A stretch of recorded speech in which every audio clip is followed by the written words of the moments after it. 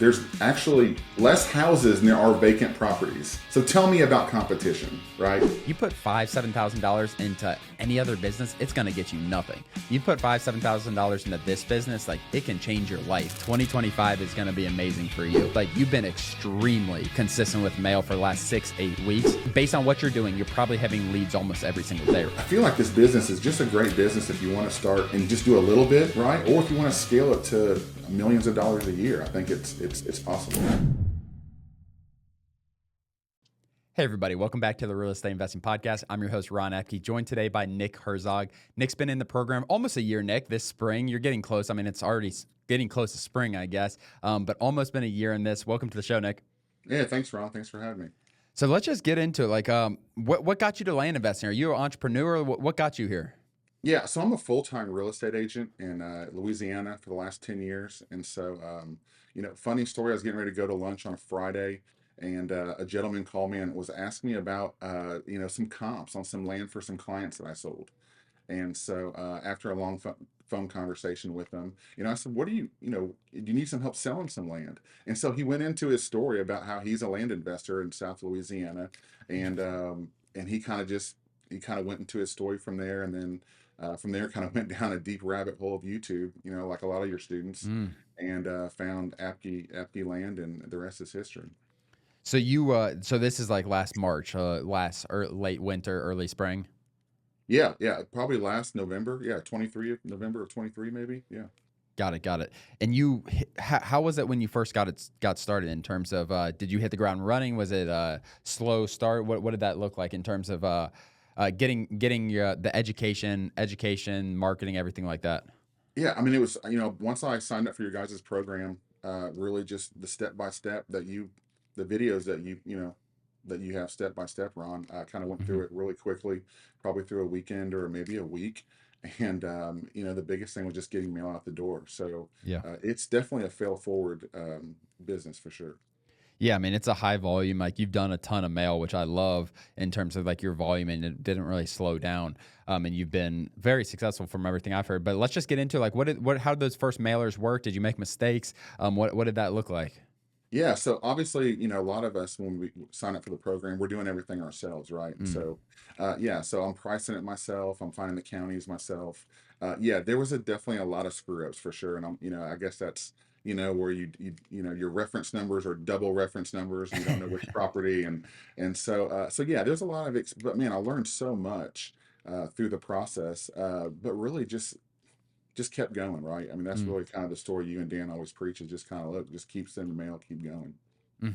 Yeah, that's huge. So when did you get your first deal? You joined in March. When did you get your first deal? Do you know? Yeah, first deal was probably April, and there's a really good story behind that one. And Go for it. my first deal, I got scammed. And Oh my so gosh. I mean, I hate to kind of give a negative effect, but yeah, a gentleman called me, said he was so and so. We went to the title, and and that was kind of it. But long story short, we got our money back, got title insurance, everything worked out, and just kept moving forward. That's a wild first deal. How much money went out? Yeah, it was a buy for 15, sell for 30. And Okay. so I mean, long story short, the guy, he stole a notary stamp. So when he was signing the documents himself, got the notary, and it was a gentleman that got the piece of mail in his house and left with it. And so yeah, kind of a crazy story, but yeah, that was my first land deal. My goodness, that is insane. That is, I haven't heard that one. Stealing a notary stamp, and wow, that's wild. Did anything happen to him? I mean, obviously we filled out a police report, and Yeah. everyone's involved. We got the title back into the original owner's name, which was great. And hmm so, but no, I think as of right now, I mean, I think he's still at large, I guess. Him and I mean, his, that's $15,000. I would think they would take that somewhat serious. Like that's pretty. I mean, not the biggest fraud ever by any means, but it's not nothing. And he's got no, the money still. yeah, and what the crazy part was, he wired like a Fidelity bank account to the title company, so he had a legitimate bank account to wire the funds to. So Wow. yeah, so kind of crazy, but yeah, that was my first land deal back in, It's I a good think. lesson for sure. I mean, that's a lesson without a doubt. Like getting title insurance for one, there's a lesson like being aware, like different things. I'm not sure if it was avoidable or if like is there anything you looking back like if you got a something like that happen? Was there anything sketchy that happened in that deal? No, I mean, it seemed pretty normal. It was my first deal, so I guess I really didn't know what to really look for. I mean, I'm a full-time real estate agent, so I mean, I'm used to title and contracts and, Mm-hmm. your basic real estate stuff. But I think looking back, just making sure the seller goes to a title company and signs. I think that's really like the big thing, instead of just having them go to a notary and That signing, makes sense. have them show their ID, right? And so maybe that would have kept it from happening, maybe not. Wow, that's crazy. Okay, so going from there, when was your first full cycle deal? As far as like when did you acquire the first deal that you actually ended up selling? Yeah, I think I started acquiring probably in that a couple deals probably in that May. Okay. Yeah, probably in May, June-ish, and then a few of them sold in July. I think a couple of them you guys funded the first few, and so Yeah. What did those yeah, first deals look like? yeah, I think one of them was maybe buy for 16, sell for 40. Another one was probably. You say that casually. That's that's a good one. Yeah, I know. I say it, I know. And you Maybe a watch all buy these for 60. videos, all these YouTube videos, and all your other Yeah. podcasts. These bigger deals. I know I struggled with it, but no, it was great. I mean, it was just textbook, step by step, what you guys teach, Mm-hmm. and it was great. Yeah, it was buy for 16, sell for 40. Another one might have been buy for 13, sell for 30. 35. It was kind of like you guys teach. Double it up. Yeah. Um, your mindset seems really like as like strong. Like it's you were sending mail. You went through a tough. I mean, as far as getting scammed, I'm sure there's a stressful couple weeks with that. Like you're $15,000 out. Like, oh crap, I don't own this property, or like I got screwed. But as far as your mindset, you kept on sending mail. You stayed consistent. Can you talk a little bit on that? Like your mindset coming into the business. I know we're kind of backing up a little bit, but your Yeah. mindset to push forward. Like what was it when you first got in?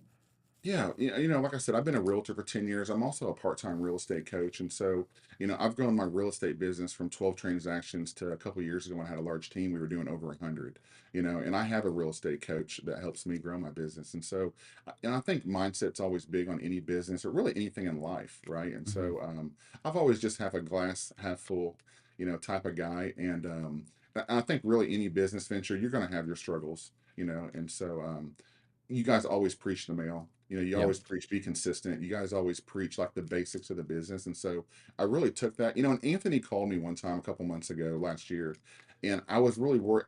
My big thing was, hey, Anthony, should I list these properties myself since I have the experience, or should I find a local real estate agent? You know, and his answer was just phenomenal. He said, Nick, it really doesn't matter. He said the only thing that matters in this business is acquisitions, Mm-hmm. getting That's a good properties point. under contract, closing on properties, and getting them listed. So Yeah. that's really after that conversation with Anthony, all I really care about is acquisitions and getting properties in escrow.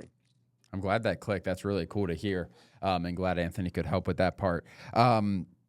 So going into like looking back at 2024, what did your deal? How many deals did you purchase in 2024? I think we purchased probably around 20 plus Oh wow. deals, and then we sold 10. I ended up selling 10 by the end of the year. Okay. So 10 And we just closed. closed on one today, or I And you guess just closed I'm on one sending today you for money over January. today for a deal we Yeah. funded. Yeah, that's Not great. we close I didn't realize because these title companies that are from the Stone Ages, they refuse to wire things. Then they send me a check. My wife's like, "Hey, you have a $36,000 check here." I'm like, "Oh crap, I gotta get that in." And I had Yeah. no clue we owed someone. And Amy keeps on messaging me. She's like, "Yeah, you should have a check." I'm like, "The check thing is wiring. I guess you avoid the fraud or Yeah. checks. You avoid the fraud thing for the most part." But 20 plus deals, that's awesome. What? Let's not necessarily talk about just profit numbers because you sold 10 of them. Like, what is like expected from those 20 deals profit? Yeah. So I think right now, active on the market, I've got 13 deals active. So there's probably around 300 gross profit probably in those deals minus, Just on whatever the market. funders. Yeah, just on the market. Yeah, with profit. Of course, most of them are all funded, and so there'll be splits with those. But and then we've got 5 in the escrow. That is probably another 200,000 to 300,000 in Ah, you're escrow. busy. Wow. Okay. And what about the 10 deals last year? What did those add up to be? Yeah, those add up to yeah. I think gross it was just a little over 100,000. So Okay. it was around 12 to thirteen And you thousand gross started profit. in March. You used deal funding. Like it's not like you had very little risk out. You utilized deal funding pretty much for every deal. Yeah. Every deal, pretty much. Yeah, it was, kind of like, what you guys preach is, look, just send the mail.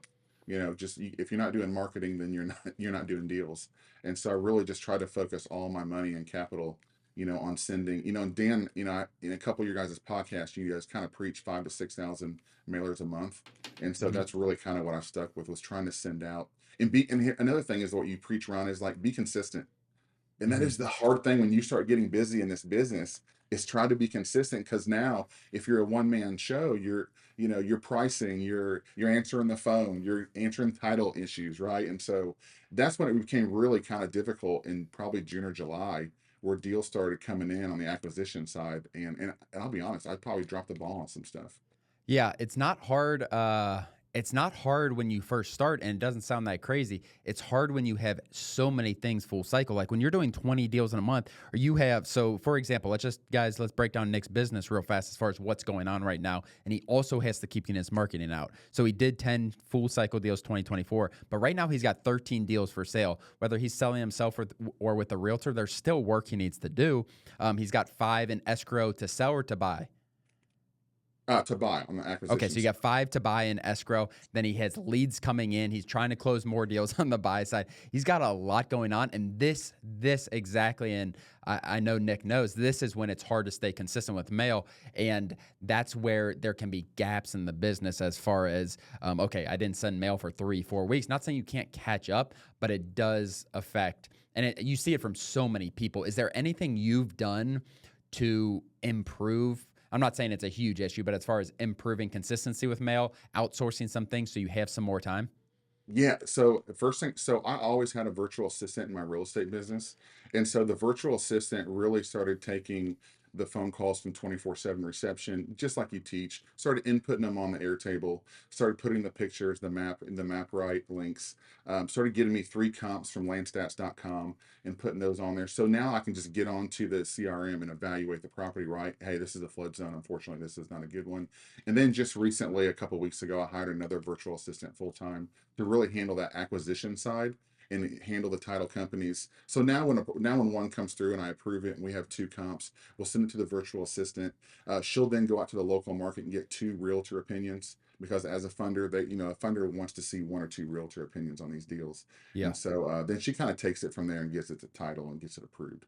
So two virtual assistants, one's helping you on the with your real estate business as well, or no? Yeah, we're kind of tailoring, I'm kind of slowing down my real estate business, because obviously I love the land business now. And so we're really trying to transition full time as much as I can into the land business in Yeah. 2025. Do you mind if I talk about your mail numbers a little bit? Absolutely. Yeah. Yeah. So guys, and that's why I was looking at Nick's stuff here. So he had 2 2-month gaps in his mail, essentially 8-9 to 10-18, and then 4. This is when he probably Yeah. first started getting those deals. 4-22 to 6-7, he had that gap. And then recently 11-11, a mailer went out. 11-22, a mailer went out. 11-29, a mailer went out. 12-6, 12-13, 12-20, 1-3, 1-3, 1-10, 1-17, and like that tells me right there, Nick, like 2025 is going to be amazing for you. How have those, like, you've been extremely consistent with mail for the last 6-8 weeks in terms of every week to 2 weeks, like you are getting mailers out. Are you seeing a good return on that in terms of just consistent leads? It seems, based on what you're doing, you're probably having leads almost every single day, right? Oh, absolutely. It's just kind of like you guys teach, it's just be consistent at the mail. And now the leads are like trickling in, right? So we're averaging, maybe 1,500 mailers a week. And so now the leads are starting to trickle in. But now my virtual assistant does that. So I'll go Yeah. pick a county. She'll go on landstats.com and pull some data. She's filling out the Excel spreadsheet, and she's amazing at it, and she loves it. Like, I hated it. I hated doing mail. I hated Yeah. pricing. It's challenging. I know when you guys started, you did a lot of that, Ron. And so how great is it to get that off your plate and have some. Now really, I'm just kind of reviewing it before it goes to the mailbox. Um, you know, our prices, and making sure we're Yeah. competitive with our prices. Yeah, so that, I mean, that's the reason you can be so consistent, because you're not doing everything yourself anymore, without a doubt, and you've been so consistent, which is awesome to hear. Before we get back to the episode, hit the subscribe button below, turn on your notifications if you haven't already. We bring this content to help you guys become better land investors, to have an amazing 2025 in land investing. Other than that, let's get back to the episode. Where do you think your kind of strong point in the business? Is it sales? It seems like you do sales, obviously, with real estate, everything like that. Do you feel like that is like the last thing you want to outsource? Yeah, obviously on the phone with clients and getting purchase agreement signed is probably my strong suit. But really, I follow a guy named Dan Martell on YouTube. Yeah, If you love Dan. buy back, yeah, if you ever, I'm sure you've seen him. And so, I mean, he hit me like a brick the other day when I watched something. He said, "If you want to take a business from 100,000 to a million," he said, "get yourself out of every part of the business besides the selling part." And man, when I heard that the other day, that really kind of said, "Man, this land business can really be a business where." Like you and Dan have grown so much, and how you guys have kind of working on the business, not in the business type of mentality. 100%. And yeah, I remember seeing that short or reel or whatever, Yeah, wherever, yeah, whatever platform it was from Dan Martell. And it's true. Like some people try to outsource crazy stuff at first. Like selling is so important, whether it's selling, whatever you're selling, that is where money is made. And in this business, selling is really the acquisitions. Like that is the selling. It's not selling the land. That's the easy right, part in general. You can get realtors to do that, everything like that. That's fine. But like Anthony said, money is made on the acquisitions. You have 13 properties for sale. You know about what you're going to make on that versus like you don't know what you're going to make on whatever you don't own yet. You know what I mean? So yeah, that's the biggest thing. One thing I love seeing is like it. You've been so like this is what Dan and Ron teach. This is what I'm doing. I'm like you're quoting things we've done, and so many people like look for like okay, what's new, what's working. I talk to Daniel all the time. Like we got to update our course, and we are doing a lot of work right now, updating some things. But the basics work. If you're consistent with the basics, they work. Can you touch a little bit on that? yeah. I mean, I think it's the basics in anything in life. I mean, I'm originally from Indiana, so I'm a big basketball guy. You're from Ohio, and so I mean, right? We talk about sports. If you're in sports, it's all about the basics, and so I've always kind of used that in any life principle that I kind of go. And so, and you guys teach the basics. You guys, we've all watched your videos 3,000 times, but in every video, Ryan, you and Dan preach the basics, right? Be consistent selling, sending mail, answer the phone, like get a realtor to sell it. It's just the basics of the business. And so I feel like this business is just a great business if you want to start and just do a little bit, right? Or if you want to scale it to millions of dollars a year. I think it's Mm-hmm. it's it's possible. One of our earliest coaching students we had, he's probably been with us and we still do some stuff with him and Daniel and I personally.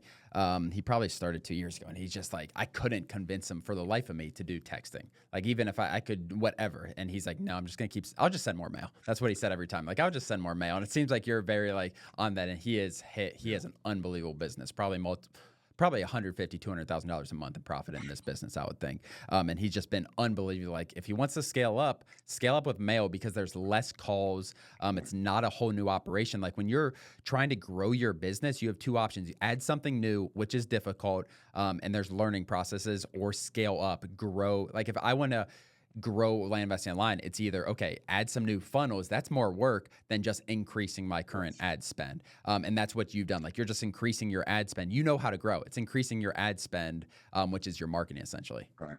Yeah, keep it simple. I'm all about keep it simple, and you kind of hit the nail on the head. It's like there's all these shiny objects in land now, right? Cold calling, text messaging, email marketing, and so I really just want to kind of keep it simple. I know mail works, and so why not scale that as much as I can? And then from there, maybe at a certain point, maybe we have a virtual assistant that just does text for us or Yeah. email marketing. So Yeah. That makes a ton of sense. You haven't tried any other, I'm not trying to convince you no. by any means. You haven't tried anything else, right? No, but the guy that I originally talked to, who got me into land. That's what he did. He sent so many text messages a week, and really he was double closing everything after I got to Okay. talk to him. Yeah. What about any other projects in 2025 you're targeting? If they come up, they come up. Like that's what a lot of people, and I think someone like you in your position, like, okay, if a project comes up, a project comes up. Like if a subdivide comes up, is that kind of the way you're looking at the business? Yeah, I mean, obviously, from all you guys' interviews, everything, everyone wants bigger deals, right? We all want bigger deals. We all want to grow, and I want to do that too. And so, and really, what I like about the bigger deals is that they're just more margins. There's more room Mm, for error, right? When you buy for 15, sell for 30, and you got to lower the price a little bit, then there's not much room for margins, right? And so, hmm yeah, so it just makes sense to scale. And I think this is such a blue ocean approach on the land, even with all the people getting into the space. There's so much opportunity there to do subdivides, entitlements, whatever you want to niche. hmm I was talking to one of my college buddies yesterday, and he was like asking me about land, and I'm not trying to sell anybody on the whole thing. Like I'll tell you the truth, and like just very not just like unsure, like okay, it's more competitive than everything is more competitive. You're like something that has so much opportunity is going to bring in more people, and that's what I still view land as. Like it's still so appealing. So many people are still coming in the business. People like you don't give a crap about people who are coming in the business because you're going to do your own business. You're going to make things work your own way. And I think just the mindset of like, yeah, you'll adjust with the times. Like if mail stops and you'll analyze your numbers. I'm sure. Like, do you care about, or as long as you're making money, you're making money. Do you care about like the ROI and all this stuff? Because some people get so into like, okay, these 2,500 mailers didn't get a deal versus like, okay, the last 2,500 mailers got 3 deals.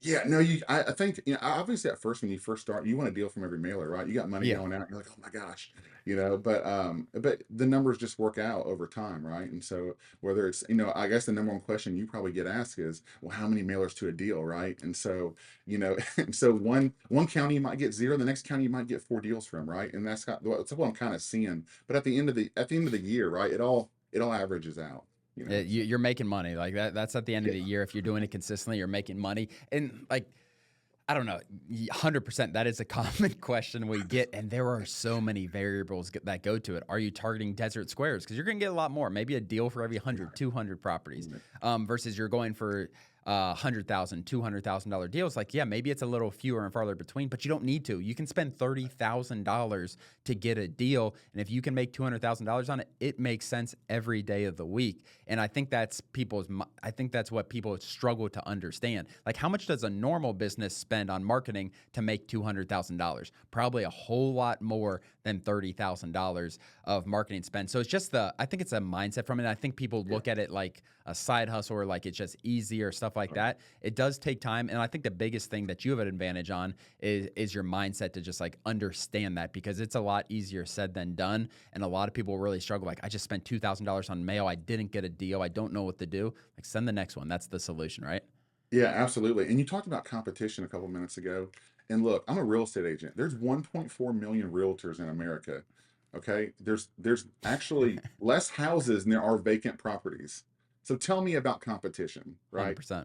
I'm pretty sure there's probably not 1.4 million land investors.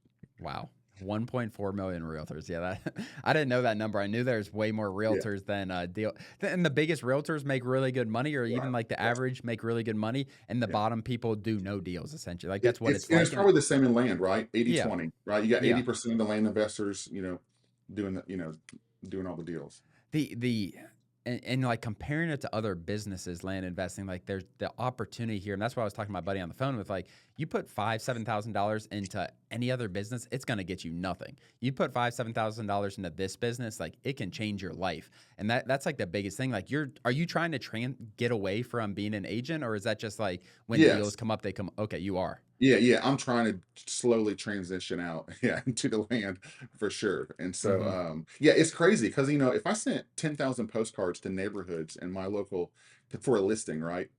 I might get one, maybe. I might have to send 50,000 to get 1 or 2 listings. Yeah. In mail, I could send maybe 3,000, and the return on investment is so great that it's really kind of unbelievable, but it works. Yeah, that's awesome. You're a good advocate for it for sure, and it's just like you've just been consistent. Like that's the only thing, guys. Nick hasn't done anything that anyone out there can't do. A lot of people can't do it. Unfortunately, they just can't be consistent with the business, or it just like they get too into the numbers. What are your 2025 goals in this business? Let's get to 2025 and a little bit of future goals. Yeah, so 2025 really it's just be consistent and increase my mail volume. Like Hmm. keep it simple. And if I can, I would love to find a salesperson to kind of take me out of the sales role. If I can do that, if it's possible, and how I do that, is a big question mark right now. But just be consistent and trying to get my mail up to probably 10,000, Yeah. by March or April. What do you project like that's going to bring profit wise in 2025? Gosh, I mean, it's really hard to tell. I mean, I'm shooting for 500,000. That's a good goal for me. I kind of went through Chat GPT and kind of filled out my goals a little bit, Yeah. and so yeah. So I think if I can stay consistent, I think half a million, Yeah. average profit 15, 20 grand was probably a good. Yeah, if you have any big deals in there, like what was your biggest profit deal in 2024? Like biggest profit deal to date?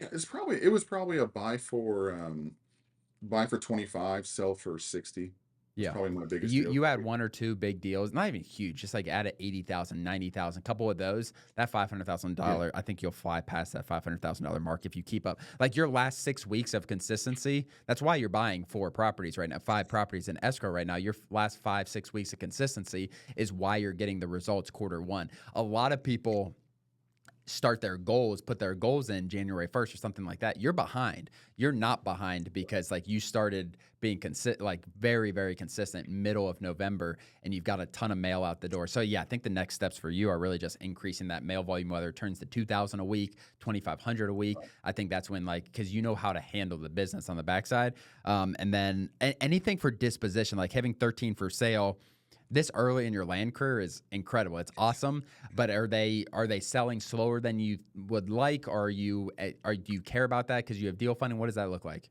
Yeah, so some of them obviously have stood on the market a little bit longer, and so I've learned a lot about some of these. And of course, some of these were some that I listed myself on, Mm. on flat fee brokerages. So I learned on my left, hey, as I scale, I probably need to outsource that to a local expert, in that area. So yeah, I think some sell a little bit longer, some sell quickly, as you probably know. But I think on the air table, I think my average days are around 87 to 90 Mm. days, What are on your the market. what are your thoughts on the real estate market in 2025 as a whole? Man, as a whole, I think it's market to market. Yeah. I really, I mean, just like what's going to happen in Louisiana is going to be different what happens in Dallas or Columbus, Ohio. And so I think if you're in a top metropolitan area, you're probably going to see some dips in the market. But look, look, we were such a high 2, 3 years ago. It's kind of the old saying, what comes up must come down, a Hmm. little bit. But is it going to crash and all that crazy stuff you see on social media? No, I don't think so. I think 90 days on market for your properties is very healthy. I think it's very like 2 years ago when I was selling land, like I couldn't list it high enough, like legitimately, like I couldn't price my land high enough. The land, I don't care how bad the land is. Some of the bad Yeah, land that we sold is like, oh my gosh, and these yeah, people are paying like market value, above market value for defected land. Like they were calling and blowing my phone up so much. yeah. It's not the same, and that makes the buy side better without a doubt. And then it's a little more skill to selling. Like you got to be maybe sometimes creative with selling neighbor letters, whatever it is. Let's go to any advice for people first starting. I think you are a like picture perfect case for someone's first year. Like you've made good money, you've been consistent with the business. Like have there been ups and downs? Absolutely. You got scammed on your first deal. It would have been really easy to quit after that. But any advice for someone looking to get into this business? Yeah, just pick one lead source, pick one marketing channel that you wanna to attack in 2025, and just be consistent at it. Whether Mm. it's sending 500 text messages or 500 mailers, just be consistent and do it for 12 months out of the year, and you'll be successful and you'll get deals. Awesome. Well, I appreciate you coming on here, Nick. Guys, if you guys are watching on YouTube, hit the subscribe button below. If you're listening on Spotify, Apple, any other audio platforms, leave us a review, share it with a friend. It helps so much. Other than that, see you guys next time. As always, thank you for joining. Please do us a huge favor and like and subscribe our YouTube channel and share this with a friend. It really means the world to Ron and I, but more importantly, it could help change the life of someone else. Thanks for joining, and we'll see you next episode.